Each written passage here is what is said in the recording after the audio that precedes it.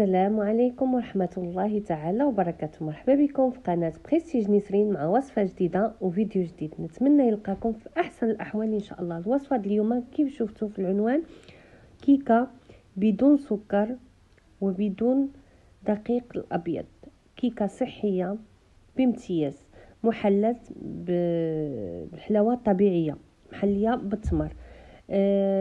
نتمنى تنال الاعجاب ديالكم وتجربوها. كاين الناس بزاف اللي كتعجبهم الاكل الصحي وكاين الناس اللي مرض الله يشافيهم. ومهم كان نورمالمون هذه كيكه اللي خصنا نكونوا كناكلوها كاملين صراحه ربي. كيف كتشوفوا انا ما جاتش عاليه حيت انا اللي نقص في الكونتيتي ديال الكيك. نورمالمون كانت تقدر تجي عاليه، انا خرجت وحده اخرى صغيره وخرجت دي كاب كيك هيدا باش نذوق نشوف الحلاوه ديالها، حيت ماشي انا اللي غناكلها. على داكشي بغيت نذوق الحلاوه ديالها. كيف كتشوفوها شوفوا كيف كتجي هاد الكاب كيك اللي درت.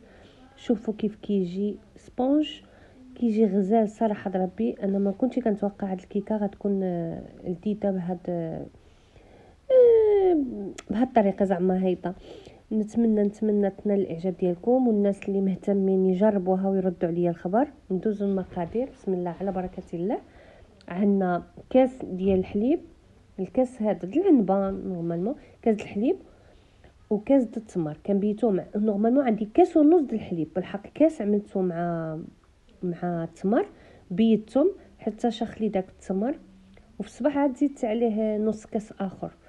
مهم بيت ليله كامله باش ما نطحنوش، باش يبقى لي التمر هيداك واللي كان مزروب.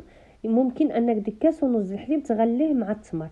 كاس د الزيت، عندي هنا طبيصه د الملحه والقرفه اختياريه، وهذا الدقيق الكامل بالنخاله ديالو الرقيقه سبيسيال يكون مزيان. 3 البيضات وجوز او الكركاع على حسب الرغبه، وجوج خمارات. كيف قلت لكم ممكن ان داك الحليب والا ما بغيتوش تبيتوها نسيتو او هذا ممكن انكم تغليوها تعملوهم في الكاسو ويتغلاو. ملي كيتغلاو داك التمر كيطلق وكيرطب. تقدر ما تطحنوهش ديك الساعه زعما بلا ما تطحنوه. واللي عنده التمر وبغى يعدلها في ساعته بلا ما يغلي الحليب وهذا كتعملوها في ميكسور. عملوا البيض والزيت بحال دائما كيف كنقول لكم، البيض والزيت باش كنطلعوا داك بحال المايونيز. البيض راه كترجع كريمه هو والبيض، الزيت والبيض. من بعد كنضيفوا داك الحليب والتمر وكيتطحن في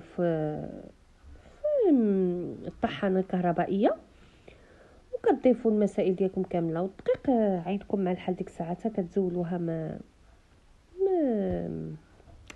بالطحانه الكهربائيه طحانه العصر.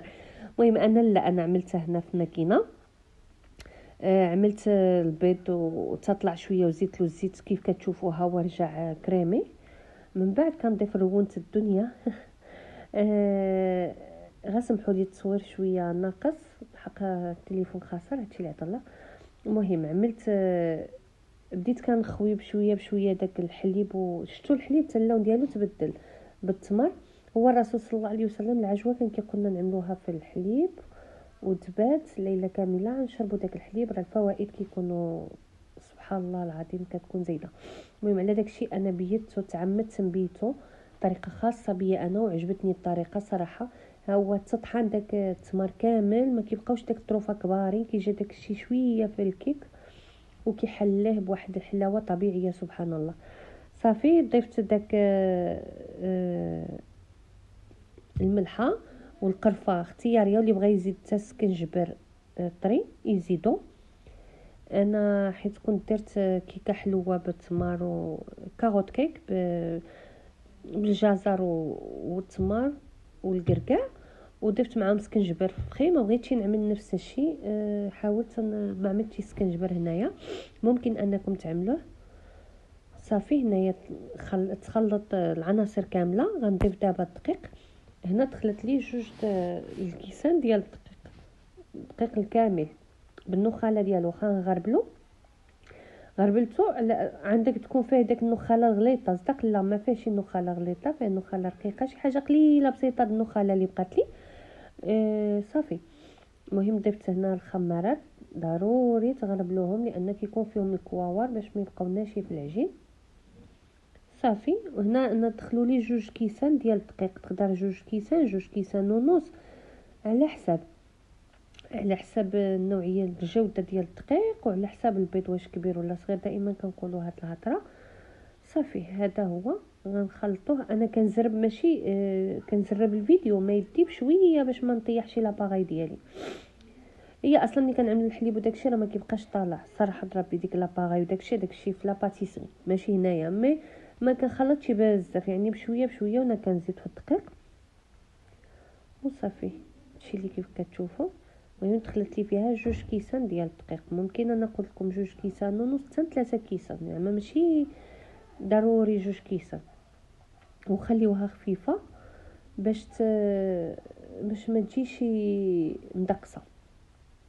هذا هو صافي. هذا القوام ديال الكيك ديالنا شفتوها كيف باقا خفيفه.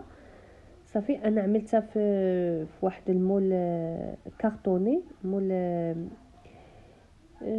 ما عرفتش انا اليوم مدوخه ولا هضره كنهضر وكنسى. المول جوتابل يعني غادي ينسكن وغتسيبوه. ما عملتش في المول الدار لان ماشي ديالي عليها داكشي اللي استعملت كيكه عملتها في جوتاب. هانتوما غتشوفوه. تنكمل الدقيق ديالنا في الكيك.